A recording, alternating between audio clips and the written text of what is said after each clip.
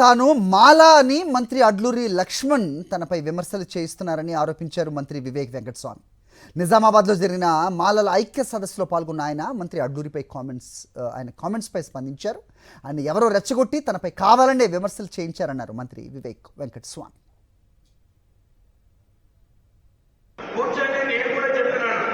మంత్రి గారు చాలా మంచిగా పనిచేస్తున్నారని చెప్పి ఆ మీటింగ్లో చెప్పినారు. నా మీద ఎందుకు విమర్శలు చేసినాడో నాకు అర్థం కాలేదు. ఆయన అది కూడా చెప్తున్నాడు, మరి నేను బాధిక కులం అని చెప్పి వెళ్ళిపోతున్నాడని. అంటే తప్పుడు ప్రచారం ఎందుకు చేయాలి? నేను ఉన్నాను అక్కడ, అందరు చూస్తున్నాడు, టీచర్లను చూస్తున్నాను, అన్ని మీటింగ్లలో నేను కలిసి పనిచేస్తున్నాను.